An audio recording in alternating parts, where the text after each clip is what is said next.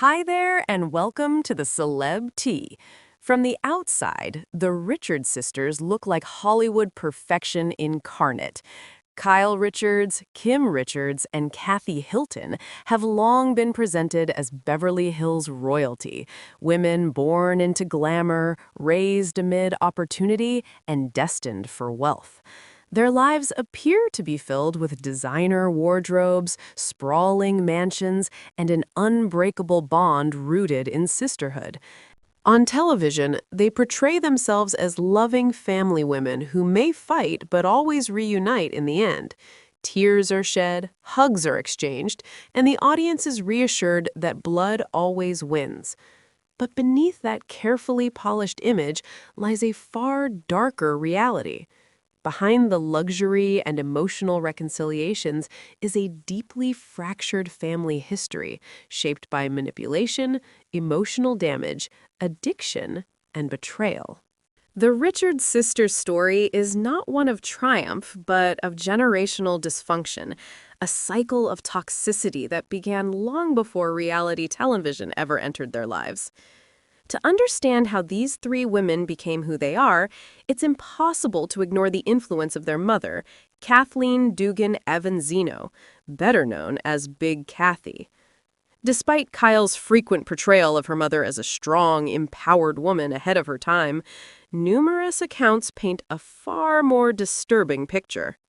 According to investigative reports and biographies, Big Kathy was not a nurturing feminist icon, but an aggressive, calculating stage mother who saw her daughters less as children and more as financial opportunities. Big Kathy pushed her daughters into acting almost from birth. Kim Richards began working before she could walk, becoming the family's primary breadwinner at an age when most children were learning to speak. Instead of fostering unity, Big Kathy pitted her daughters against one another, constantly comparing them and creating rivalry rather than sisterhood. Love was conditional, approval was earned, and success was measured in money and male attention. Her philosophy was simple and ruthless. Beauty and sexuality were tools, and marrying rich was the ultimate achievement. Big Kathy reportedly bragged later in life about her daughters' wealthy husbands, reducing their personal worth to collective net worth. Marriage, status, and image were everything. Emotional safety, boundaries, and childhood innocence were not priorities. At best, Big Kathy's parenting was deeply inappropriate. At worst, it crossed into outright abuse. Multiple sources have alleged that she exposed her daughters to adult situations far beyond what was appropriate, grooming them for a world where their value was transactional. Such behavior wasn't guidance, it was conditioning. She shaped her daughters to survive in a system she herself allegedly navigated, one where proximity to wealth and power mattered more than personal well-being. The damage extended beyond Kyle, Kim, and Kathy. Diane Richards, Ken Richards' daughter from a previous marriage, later claimed that Big Kathy was volatile and dangerous. She described a terrifying incident in which Big Kathy allegedly tried to push Ken down a basement staircase during an argument, leaving him clinging to his life while realizing he had lost control of the situation entirely.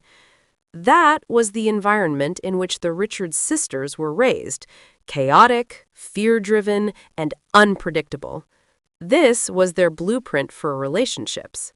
Their understanding of love, loyalty, and family was shaped by manipulation and survival, rather than trust and safety.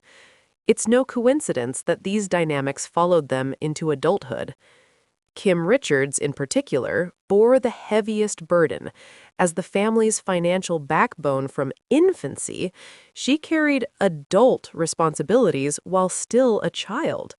She has stated repeatedly that her earnings paid for the family home and supported her siblings. At the same time, she was expected to act as a caretaker, especially to Kyle, creating a confusing and emotionally damaging dynamic. Kim was both provider and pseudo-parent, yet never allowed to fully grow up herself. That kind of pressure leaves scars. Trauma doesn't disappear simply because success follows it. Kim's later struggles with addiction are not random or isolated.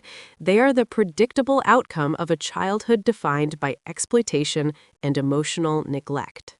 Substance abuse became a coping mechanism for pain that was never acknowledged, much less healed. Kyle, meanwhile, developed a different survival strategy. She became the peacekeeper, the worrier, the one obsessed with holding the family together at any cost. Yet her need for control and validation often led her to prioritize her own interests over her sister's emotional boundaries.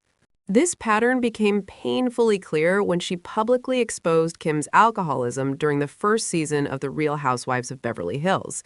What some framed as tough love was, in reality, deeply exploitative. Addressing addiction requires privacy, compassion, and care, not cameras and confrontation in a limousine.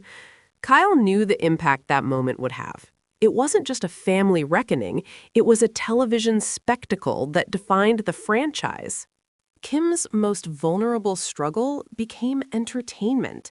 The irony is that the show promised healing through honesty, but instead rewarded dysfunction. Kim entered rehab shortly after that public outing, yet her path to sobriety remained unstable.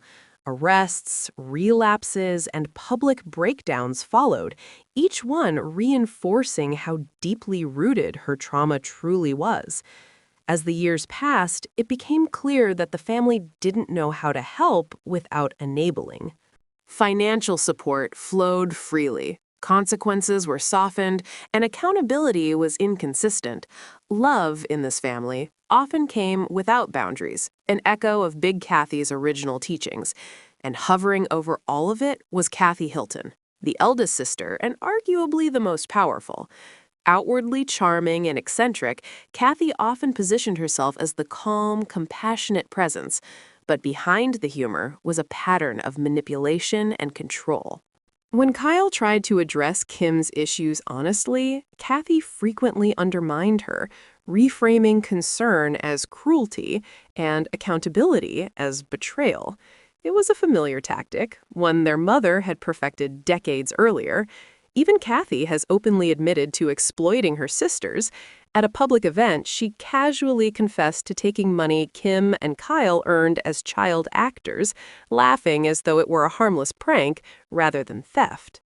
The moment passed with smiles and silence, a perfect example of how normalized exploitation had become within the family. This wasn't just sibling rivalry. These were deep, unresolved wounds festering beneath forced smiles and public appearances. As the Richards sisters grew older, the patterns ingrained in childhood didn't fade, they intensified. Their adult relationships became battlegrounds where money, loyalty, and control replaced trust and empathy. The conflicts weren't brief misunderstandings. They were prolonged wars marked by silence, public humiliation, and strategic reconciliation whenever appearances demanded it. One of the most revealing fractures emerged when Mauricio Umansky left the Hilton family real estate firm to start his own agency. What could have been handled privately instead detonated into a years-long estrangement. Kathy viewed the move as a personal betrayal, cutting off contact entirely. The message was unmistakable. Loyalty mattered more than independence, and crossing that line came with consequences.